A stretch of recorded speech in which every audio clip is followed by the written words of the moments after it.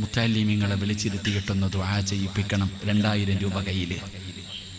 ഒരു സദക്ക കൊണ്ടുപോയി കൊടുത്തിട്ട് പറയാ, ഉസ്താദേ വാപ്പ വെന്റിലേറ്ററില്ല, ഐസിയുവിലാ, രക്ഷപ്പെടാൻ വേണ്ടി ഒന്ന് ദുആ ചെയ്യണം. അപ്പൊ നിനക്കറിയാം സദക്ക കൊടുത്താൽ രക്ഷപ്പെടുമെന്ന്. അപ്പൊ അറിയാഞ്ഞിട്ടല്ല നിനക്ക്. അതുകൊണ്ടാണോ നബി തങ്ങൾ പറഞ്ഞത്, എന്തിനാ വീഴാൻ കാത്തിരിക്കുന്നേ, വീഴുന്നതിന് മുമ്പേ കൊടുത്താ പോരെ. സംഘാടകർ നിങ്ങളുടെ മുന്നിലേക്ക് കടന്നു വരുന്നു.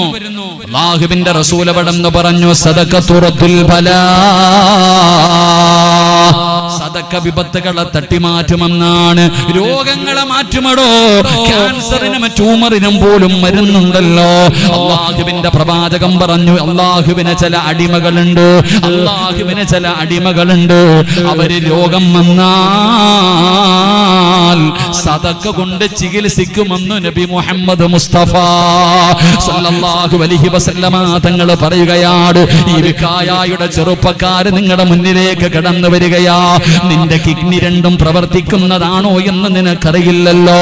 എടോ, നിന്റെ അടുത്ത് നിന്റെ ശരീരത്തിൽ ക്യാൻസറിന്റെ അണുക്കളുണ്ടോ എന്ന് നിനക്കറിയില്ലല്ലോ. മനുഷ്യ, സദക്ക കൊണ്ട് ചികിത്സിക്കടാ. അതൊരു പനിയാക്കി മാറ്റി ചെറുപ്പക്കാരാ. ഉപ്പമാരേ, അല്ലാഹുവിന്റെ മലക്കുകൾ നിന്റെ തലയുടെ മുകളിൽ കാത്തു നിൽക്കുകയാണ്.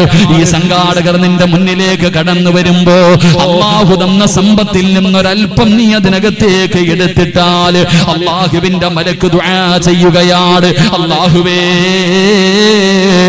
നീ കൊടുത്തതിൽ പങ്ക് ഇതാ കൊടുത്തിരിക്കുകയാ. നീ മനുഷ്യന് ബറക്കത്ത് നൽകണേ അല്ലാ.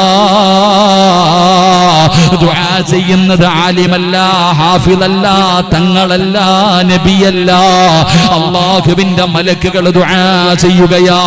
ജനിച്ച കാലം മുതൽ മരിക്കുന്ന കാലം വരെ പാപം ചെയ്യാത്ത, പാപം പറയാത്ത, പാപം കാണാത്ത അല്ലാഹുവിന്റെ മലക്കുകൾ നിനക്ക് വേണ്ടി ദുആ ചെയ്യുകയാ.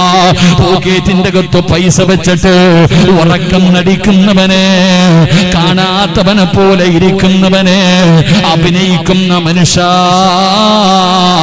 മലക്ക് പറയുന്നു, അല്ലാ, നീ കൊടുത്തത് ഇവനെ പിടിച്ചു വെച്ചതുപോലെ നീയും പിടിച്ചു വെക്കണേ അല്ലാ, നീയും പിടിച്ചു വെക്കണേ അല്ലാ.